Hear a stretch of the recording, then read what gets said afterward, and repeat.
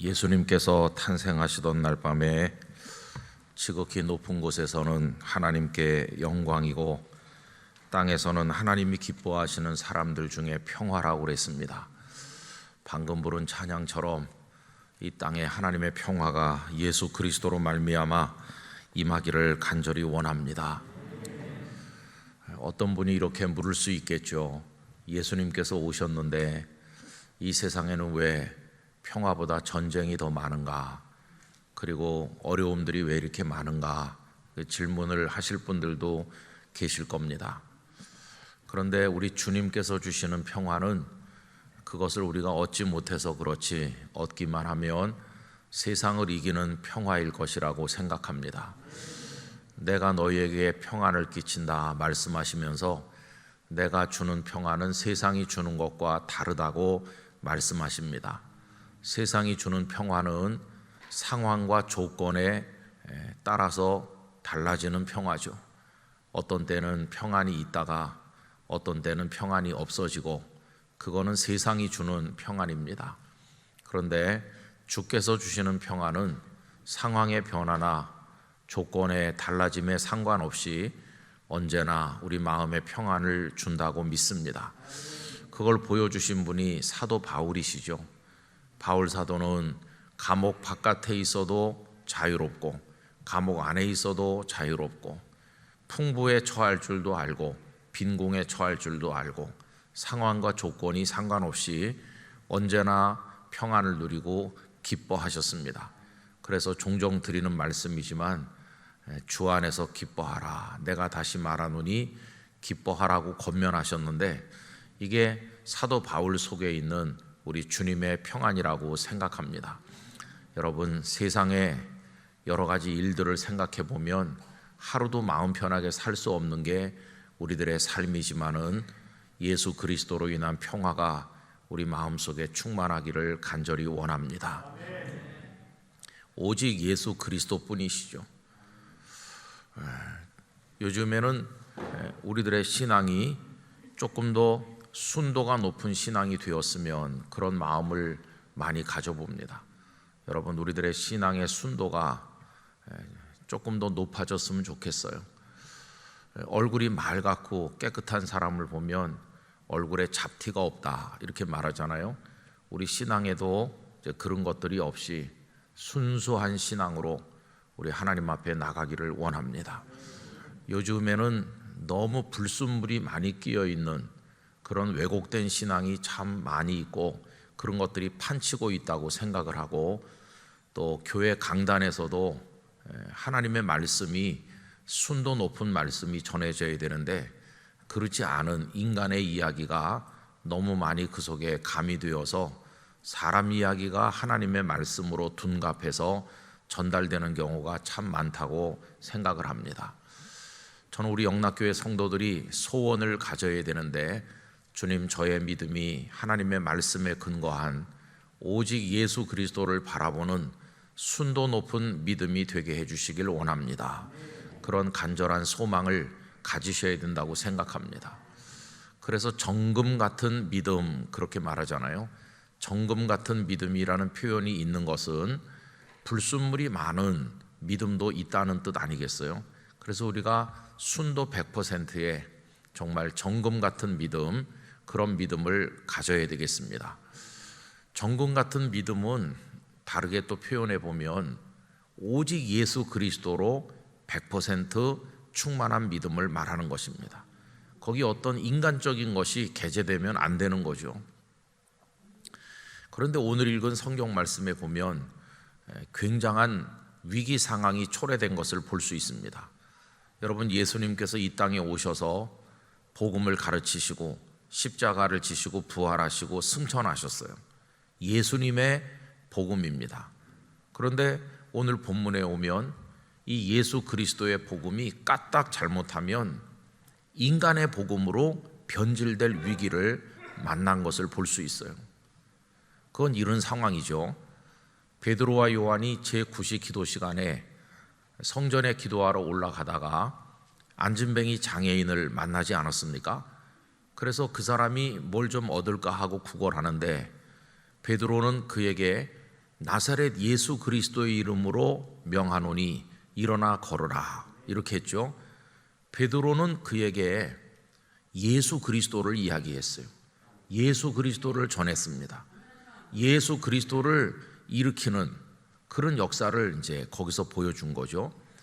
그런데 사람들은 그 사람이 일어나서 걷기도 하고 뛰기도 하니까 사람들은 무슨 생각을 했느냐 하면은 베드로와 요한이 그 사람을 일으킨 것처럼 생각을 했어요.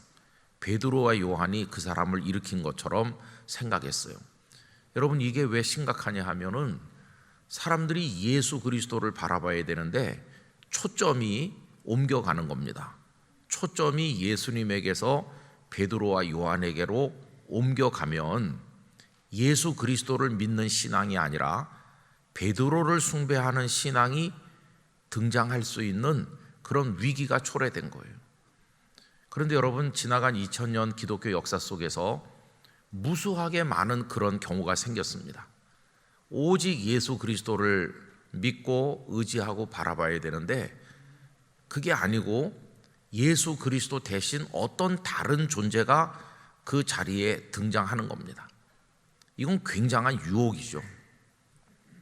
그때 베드로와 요한이 입 다물고 신비로운 미소를 지으면서 가만히 있었으면 사람들은 베드로와 요한이 그 사람을 일으킨 것처럼 생각을 했을 것이고 베드로와 요한에게 박수를 보내겠죠.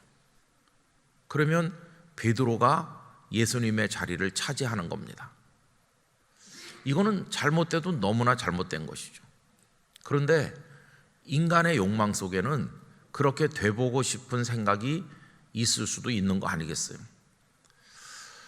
여러분, 가끔씩 그런 경우가 있다고 생각하는데 어떤 성도님이 목회자들이든지 기도 많이 하는 권사님이든지 누굴 찾아가서 기도를 부탁하는 겁니다. 목사님, 제가 이번에 참 어려운 병을 진단받았는데 저 위에서 안수기도 좀 해주세요. 뭐 이러던가, 기도 많이 한다고 소문난 권사님에게 저 위에서 기도 좀 해주세요, 이런 거 부탁할 수 있잖아요. 그런데 그 사람의 병이 깨끗하게 나았다고 했을 때 그분이 뭐라고 말하겠어요? 아이고, 목사님이 저를 기도해 주셔서 제가 좋아졌어요. 목사님은 참 능력이 있는 분이에요. 아니면 권사님은 정말 능력이 있으세요. 권사님이 저 위에 기도해 준 다음부터 제가 이렇게 좋아졌어요. 그렇게 말할 때 그 기도를 해준 사람이 아유, 제가 한 게 아니죠, 우리 주님이 고쳐주신 거죠 라고 말은 하지만 속에서는 은근히 야, 그래도 내가 좀 뭐 하는가, 이렇게 생각할 수 있는 가능성이 많이 있는 거죠. 근데 이게 이제 일회적으로 끝나면 그냥 끝날 수 있어요. 그런데 그 기도를 많이 하고 많이 해준다는 그분 주변에서 그런 일들이 누적돼서 계속 일어나면 사람들이 뭐라고 하겠어요? 저 권사님한테 가서 기도 받아보라고 이 사람도 말하고 저 사람도 말하고, 그런 일들이 이렇게 많이 쌓이면 그 권사님은 스타가 되는 겁니다. 아무리 본인이 아니라고 그래도. 그래가지고는 이상하게 변질된 뭔가가 나타나는 거예요. 그런 일들은 숱하게 많았어요. 근데 그 본인이 펄쩍 뛰면서 아닙니다, 주님께서 고치신 겁니다, 이러면 참 다행인데, 그동안 우리 교회 역사 속에 보면은 나중에는 내가 고친 게 맞다고 말하는 사람들이 등장해요. 그 사람들이 가짜 구주가 되는 거죠. 언젠가 벌써 여러 해 전인데 어떤 이단 세미나에 갔더니 이런 얘기하는 걸 들었어요. 우리 대한민국에만 자칭 예수 그리스도, 자기를 예수 그리스도라고 구원자라고 말하는 사람이 한 40명 정도 된다고 그래요. 우리 대한민국 안에만. 여기저기서 자기가 구원자라고 이야기하는 사람들이 그만큼 많다는 거예요. 근데 처음부터 그러진 않았을 거라고 생각하는데 이게 이제 얼마나 심각한 겁니까? 그런데 오늘 본문에 보면은 베드로는 딱 잘라서 말했어요. 우리가 아니다, 이렇게 말하는 거예요. 여러분, 오늘 말씀 우리 한번 확인해 보실까요? 베드로가 자신들이 아니라고 얘기하는 거 12절 다 같이 읽어봅시다. 베드로가 이것을 보고 백성에게 말하되 이스라엘 사람들아 이 일을 왜 놀랍게 여기느냐 우리 개인의 권능과 경건으로 이 사람을 걷게 한 것처럼 왜 우리를 주목하느냐. 왜 우리를 주목합니까? 우리의 능력과 경건으로 이 사람을 일으킨 게 아닌데 왜 자꾸 우리를 주목합니까? 이렇게 얘기하면서 이제 16절로 내려가셔서 다 같이 읽겠습니다. 그 이름을 믿음으로 그 이름이 너희가 보고하는 이 사람을 서게 하였나니 예수로 말미암아 난 믿음이 너희 모든 사람 앞에서 이같이 완전히 낫게 하였느니라. 할렐루야. 그 이름이 누구의 이름입니까? 오직 예수 그리스도의 이름이죠. 오직 예수 그리스도의 이름으로. 그래서 여러분, 우리에게 구원을 얻을 이름으로 주신 것은 오직 예수 그리스도 한 분뿐이세요. 한 분. 100% 예수 그리스도께 집중할 때 우리 믿음이 순도 100%의 믿음이 되는 거예요. 저는 그런 면에서 세례 요한은 정말 훌륭하시다고 생각합니다. 요한이 등장하셔서 회개의 복음을 선포했을 때 많은 사람들이 유대 광야로 요단강가로 그에게 몰려 나왔죠. 심지어는 저 예루살렘에 있는 사람들까지도 요한에게 사람을 보내서 요한이 어떤 존재인가를 알아보려고 했습니다. 그들은 요한이 혹시 구약 성경에 예언된 메시아인가 이렇게 생각했을 정도로 요한은 대단했어요. 여러분, 그때 요한이 사람들이 찾아와 가지고 오실 그분이 당신이십니까? 라고 물을 때 그냥 침묵만 지켜도 그렇다 이렇게 말하지 않고 가만히 미소 지으면서 침묵만 지켜도 메시아가 될 뻔했어요. 그런데 요한은 여러 차례에 걸쳐서 명백하게 이야기했어요. 내 뒤에 오시는 분이 계시다. 나는 그분의 신들매 드는 것도 감당할 수 없다. 나는 물로 세례를 주지만 그분은 불과 성령으로 세례를 주실 것이다. 나는 아니다. 이렇게 명백하게 계속해서 말하고, 장가 드는 것은 신랑이고 신랑이 이제 오시는 거고 나는 그 옆에서 기뻐하는 신랑의 친구에 불과하다. 나는 거드는 사람이고 심부름하는 사람이고 그분의 종이고 길잡이지 내가 그분이 아니다 하는 것을 요한은 계속해서 얘기하면서 나는 쇠하여야 하겠고 그는 흥하여야 한다고 이야기했어요. 그리고 예수님께서 요단강가에 등장하셨을 때 사람들에게 말했잖아요. 보라, 세상 죄를 지고 가는 하나님의 어린 양이로다. 그러면서 요한은 자기 제자들을 예수님께로 보냈어요. 이제 나를 따르지 말고 저분에게로 가라. 그 중에 한 사람이 예수님의 제자가 된 안드레죠. 요한은 아니라고 분명히 말하는 사람이었어요. 여러분, 세례 요한도 사람이기 때문에 연약한 부분이 없지 않아 있었지만은 이거를 할 수 있었다는 것만 봐도 요한은 대단하다고 생각합니다. 그래서 예수님이 이렇게 돋보이시도록 하는 거예요. 오늘날 우리 한국교회 안과 밖에서도 이게 잘 안 되는 경우가 참 많이 있어요.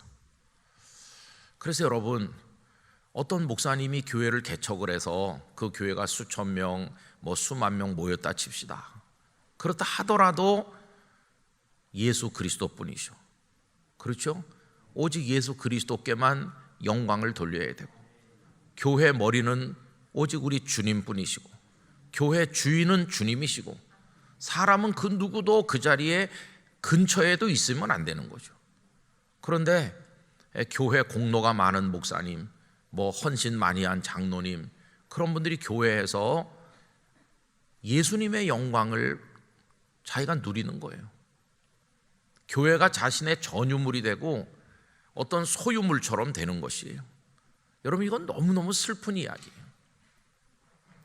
그런데 그동안 그런 일들이 많이 있었고 지금도 많이 있어요.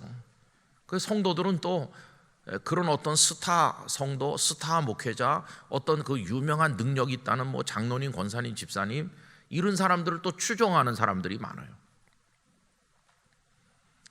저는 오늘날의 우리 영적 세계가 너무나도 혼란하다고 생각합니다.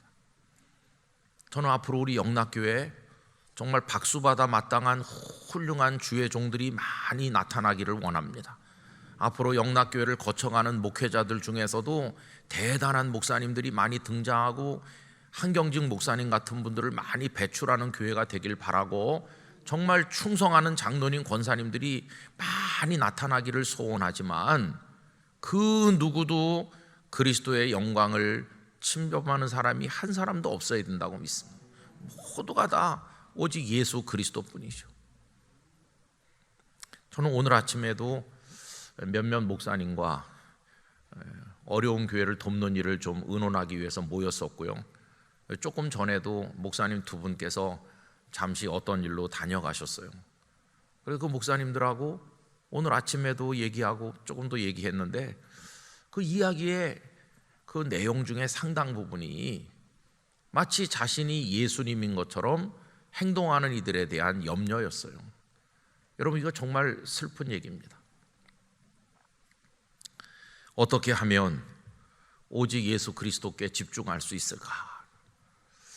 얼마 전에 주일 낮예배 시간에 드렸던 말씀을 생각해 보세요.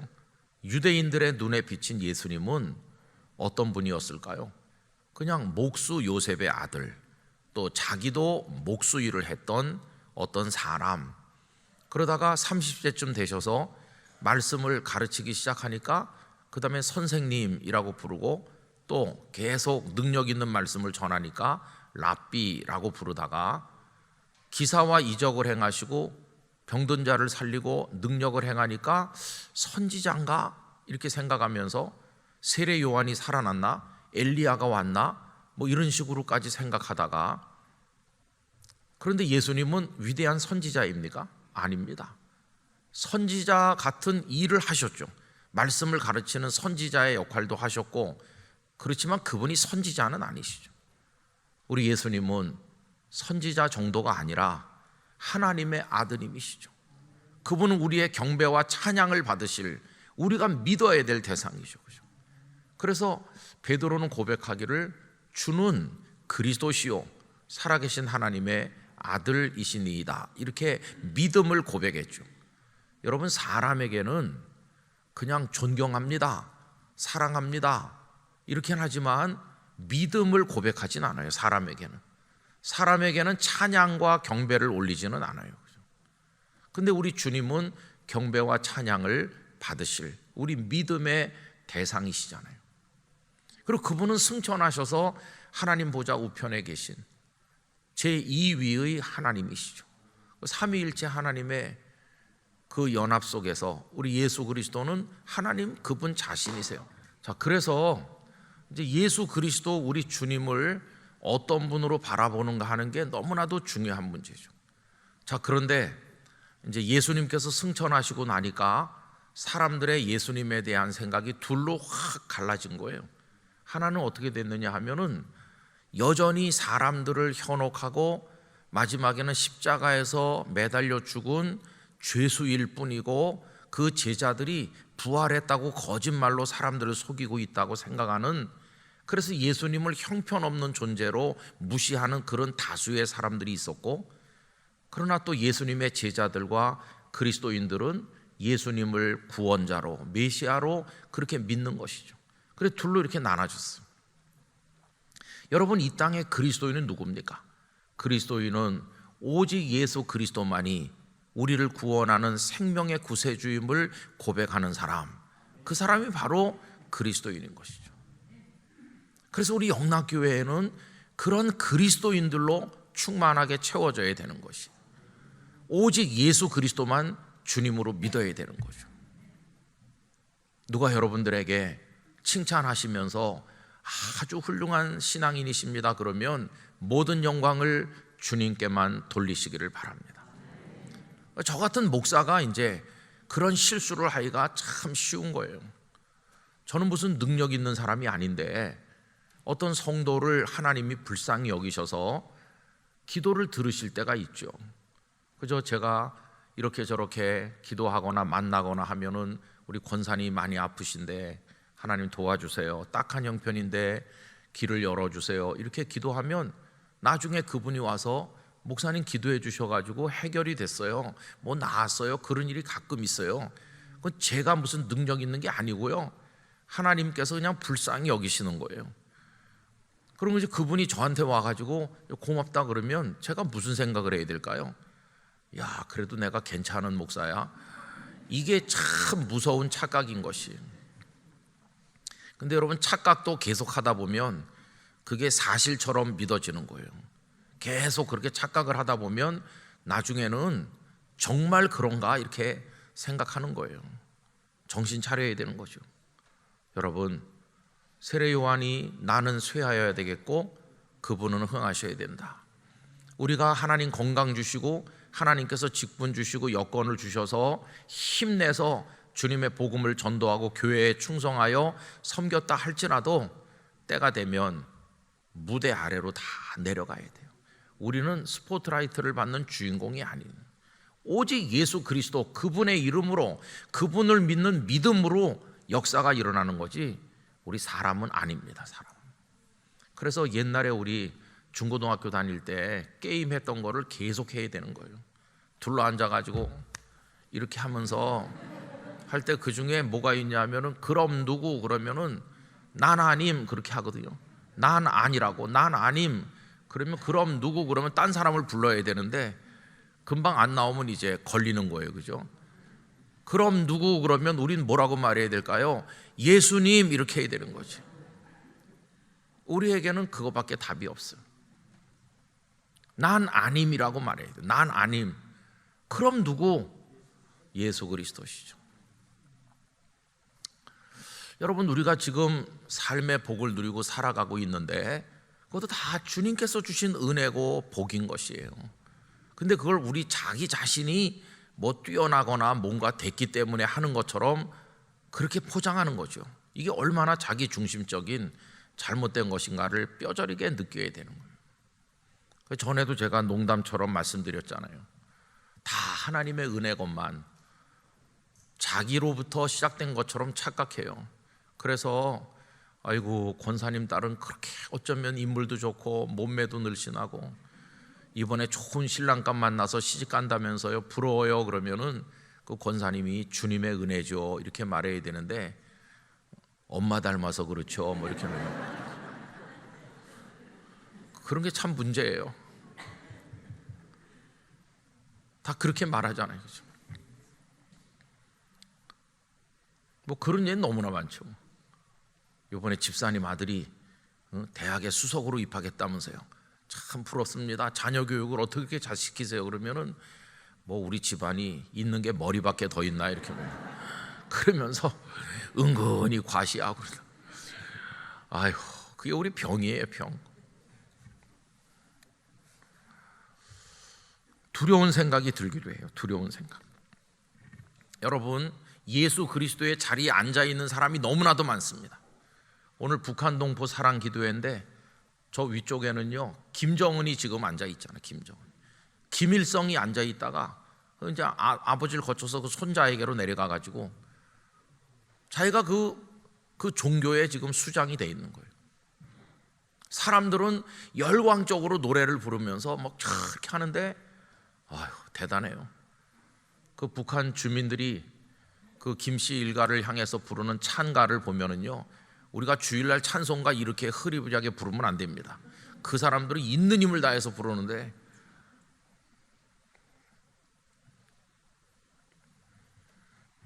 한때 우리나라의 해방신학, 민중신학이 많이 번성했던 때가 있었어요. 전 남미에서 해방신학의 영향을 받고 또 우리나라가 민주화 그것 때문에 갈등할 때 민중신학이라고 하는 게 우리나라에서도 태동해가지고, 그래서 예수 그리스도는 십자가를 통해서 우리를 죄와 사망에서 구원하시고 부활하여 영생을 주시는 예수님이시다.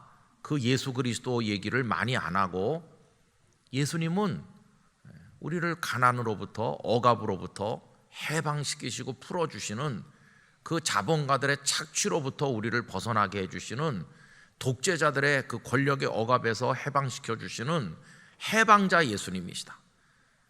구원자 예수님 얘기보다는 해방자 예수님을 자꾸 얘기했어요. 그러니까 이제 예수님처럼 우리도 투쟁을 하고 길바닥에 나가서 구호를 외치고 예수님처럼 우리 생명을 던져서 헌신하자, 이런 게 이제 그 속에 많이 있었어요. 그러다가 이제 청계피복노조에 전태일 씨가 분신해가지고 죽으면서 우리 사회에 큰 충격을 불어넣고 어려운 일이 생겼잖아요. 그랬더니 어떤 극단적인 그룹에서는 그 전태일 형제의 분신은 예수님의 십자가의 희생과 똑같은 거다. 전태일 형제는 제2의 예수 그리스도다. 그래갖고 어느 신학대학교에서 채플 시간에 기도하는데 기도하는 학생이 전태일의 이름으로 기도하옵나이다, 이렇게. 실제로 있었던 일입니다. 제2의 예수라고 생각하는 거예요. 여러분, 우리에게 구원을 가져다 주시는 예수 그리스도 외에 또 어떤 존재가 있나요? 없습니다. 예수님은 내가 곧 길이요 진리요 생명이라고 하시면서 나로 말미암지 않고는 아버지께로 올 자가 없다고 딱 끊어서 말씀하셨어요. 잘 찾아보면 나 말고도 있을지도 몰라, 이렇게 말씀하신 주님이 아니세요. 거기에는 타협도 양보도 없어요. 오직 예수 그리스도 한 분뿐입니다. 그런데 독일의 히틀러가 등장했을 때 히틀러가 예수 그리스도의 자리를 차지했어요. 그래서 독일 민족주의, 국가주의, 그걸 가지고 교회를 전부 그 앞에 무릎 꿇게 만들고 저명한 신학자들이 히틀러의 전쟁을 치하하고 이 전쟁은 하나님의 뜻이다, 이런 식으로 하면서 히틀러가 마치 무슨 메시아인 것처럼 그렇게 올렸어요. 그러자 그것이 얼마나 잘못됐는지를 이제 주장하는 사람들이 고백교회를 형성해 가지고 이분들이 따로 모였는데, 여러분, 그분들이 바르멘 선언이라는 걸 발표했어요. 1934년 5월에 칼 바르트를 비롯한 세 사람이 그 문안을 작성을 해가지고 6가지 항목의 신앙 고백을 발표했어요. 그게 바르멘 선언이라고 하는 유명한 것입니다. 근데 그 중에 1번과 2번이 우리에게는 예수 그리스도뿐이시다, 히틀러는 아니다, 어떤 이데올로기도 교회를 이용할 수 없고 예수님의 이름을 팔 수 없다고 하는 그런 내용들을 고백하고 있어요. 제가 그 바르멘 선언의 1번과 2번을 읽어드리겠습니다. 그 1번이 이렇게 시작해요. 성경 구절을 먼저 인용했어요. 예수께서 이르시되 내가 곧 길이요 진리요 생명이니 나로 말미암지 않고는 아버지께로 올 자가 없느니라. 그리고 또 하나, 내가 진실로 진실로 너희에게 이르노니 양의 우리의 문으로 들어가지 아니하고 다른 데로 넘어가는 자는 절도며 강도요 내가 문이니 누구든지 나로 말미암아 들어가면 구원을 얻고. 이렇게 두 성경 구절을 인용한 다음에 이렇게 고백합니다. 성서가 증언하듯이 우리가 들어야 할 유일한 말씀은 예수 그리스도의 말씀이다. 우리는 삶과 죽음 가운데서 오직 그를 신뢰하고 그에게만 순종해야 한다. 우리는 하나님의 말씀을 선포하는 진원지인 교회가 그 말씀 외에 다른 사건들이나 권세들 혹은 위인들이나 진리들을 하나님의 계시로 인정할 수 있다거나 또는 그래야만 한다는 거짓된 가르침을 단죄한다. 오직 예수 그리스도의 복음만 전해야 되는데 이 강단에서 히틀러주의를 얘기한다든지 그런 민족주의를 설교한다든지 국가주의를 이야기한다는 것은 그건 죄다. 교회는 주님의 말씀만 전해야 된다. 그 다음에 2번은 이렇습니다. 거기도 성경 구절을 먼저 얘기했어요. 너희는 하나님으로부터 나서 그리스도 예수 안에 있고 예수는 하나님으로부터 나와서 우리에게 지혜와 의로움과 거룩함과 구속함이 되셨으니, 이 고린도전서 1장 30절을 인용하고 이렇게 고백합니다. 예수 그리스도께서는 우리의 모든 죄에 대한 용서의 선언이시다. 그와 마찬가지로 그는 우리의 삶 전체를 향한 하나님의 강력한 요구이기도 하다. 그를 통하여 우리는 하나님이 없이는 이 세계의 속박으로부터 그의 피조물을 향한 자유롭고도 감사한 봉사애로의 즐거운 해방에 가까워진다. 우리는 예수 그리스도가 아니라 다른 주님이 더 적합하고 예수 그리스도를 통한 칭의와 성화를 필요로 하지 않는 삶의 영역이 있다는 거짓된 가르침을 단죄한다. 다른 주님이 예수 그리스도보다 더 우리에게 필요하고 적합하다는 식으로 말하는 예수 그리스도의 구원의 은총을 부인하고 그거 별로 필요 없다는 식으로 말하는 그 어떤 가르침에도 우리는 저항하고 그걸 정죄한다고 얘기했어요. 결국 예수 그리스도만이 우리의 구주이시고 예수 그리스도만이 그 복음만이 우리를 살게 한다고 하는 그것을 믿는다고 여기서 분명히 선언하게 되는 거죠. 3번에서 인용된 성경 구절은 이렇습니다. 오직 사랑 안에서 참된 것을 하여 범사에 그에게까지 자랄지라. 그는 머리니 곧 그리스도라. 우리가 바라보고 우리가 사모하고 성장해야 될 목표, 오직 예수 그리스도, 그분밖에는 없다는 것이. 여러분, 예수 그리스도라고 하는 우리가 늘 쓰는 이 호칭은요, 사실은 가장 짧은 문장으로 이루어진 신앙 고백이라는 걸 알아야 됩니다. 여러분, 예수 그리스도 이러잖아요. 여러분, 이게 사실은 하나의 문장이에요. 예수는 그리스도이시다 라는 문장이에요. 그럼 예수라는 이름은 그 당시에 많이 퍼져 있었던 사람의 이름이에요. 예수라는 이름을 가진 이가 유대 사회에 많이 있었어요. 예수는 사람의 이름인데 예수님이 사람 몸을 입고 이 땅에 오셨으니까 사람의 이름을 가지고 있는 거죠. 그런데 그리스도라고 하는 것은 메시아를 말하잖아요. 이거는 하나님께로부터 오신 하나님이신 그걸 말하는 거예요. 그러니까 예수 그리스도라는 말 속에는 사람 그리고 하나님 이게 연결되어 있는 거예요. 예수님이 그리스도 메시아이심을 믿습니다. 그래서 예수 그리스도는 참 사람이시면서 동시에 참 하나님이신 거죠. 요 지난번 주일 낮예배 시간에 제가 칼케돈 신조의 그 부분을 읽어드린 거 생각이 나세요? 생각이 전혀 안 나시걸랑 홈페이지에 가셔서 다시 읽어보시기 바랍니다. 그래서 우리 대한예수교 장로의 이 신앙 고백, 우리 영락교회가 근거하고 있는 신앙의 가장 기초는 성경이고 그 성경의 근거에서 우리의 구원자는 오직 예수 그리스도 뿐이신 것이에요. 거기에 100% 몰입할 때 우리 믿음의 순도가 높아지는 것이에요. 거기 어떤 인간적인 가르침도 어떤 인간이 영광을 차지하려고 하는 그런 노력도 거기 용인되면 안 되는 것이죠. 철저하게 우리는 예수 그리스도만을 믿고 예수 그리스도 안에서 교제하고 예수 그리스도의 영광을 바라보고 의지하고 살아나가야 될 줄로 믿습니다. 그래서 여러분, 그 사람이 교회 안에서 어떤 역할을 맡았든지 우리는 다 그분의 종일 뿐이에요. 그분의 종. 그래서 가끔 우리는 목사님들을 가리켜서 주의 종 그러면 좀 죄송하니까 종님 그러는데 종에게 무슨 님이 있습니까? 종 없어요. 그리고 사실요, 여러분 기도할 때도 늘 불편하게 느끼는 게 있어요. 우리 성도님들이 이제 예를 들어 설교하는 이제 목사를 위해서 기도할 때, 예컨대 뭐 홍길동 목사님이 설교를 한다 그러면 기도하는 분이 이렇게 기도하죠. 하나님, 오늘 설교를 하실 홍길동 목사님을 축복해 주시고 이렇게 하죠. 근데 그 기도를 누구한테 드리는 겁니까? 높으신 하나님께 드리는 거죠. 그 높으신 하나님 앞에서 사실 그 설교하는 사람한테 님자를 붙이는 게 옳은 게 아니에요. 그죠? 그래서 사실은 이렇게 기도하는 게 맞아요. 목사라고 하는 건 직책이에요. 그죠? 목사라고 부르는 건 좋아요. 그런데 거기다가 님자를 붙이는 거는 하나님께서 야, 니들끼리 높여주고 그러는구나. 내 앞에서 감히 이렇게 생각하실 것 같아요. 그냥 이렇게 기도하면 좋아요. 하나님, 오늘 하나님께서 세우신 설교자를 통해 당신의 종을 통해 우리에게 말씀하실 텐데 우리가 그 말씀을 잘 듣고 은혜를 받게 해주세요.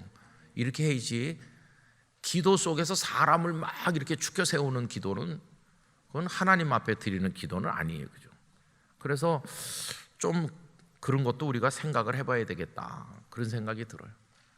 또 여러분들이 저를 위해 기도할 때도 김은성 위임 목사님 이래서 주셔서 고맙긴 한데 하나님이 볼 때 야, 내 교회지 뭐 네가 위임 받았냐 그러실 것 같기도 하고. 그래서 여러분, 우리는 기도 속에서 다 낮아져야 됩니다. 우린 다 그냥 주님의 종일 뿐이에요. 다 종이고, 기도를 받으시는 주님만이 영광 받으셔야 돼요. 주님만이.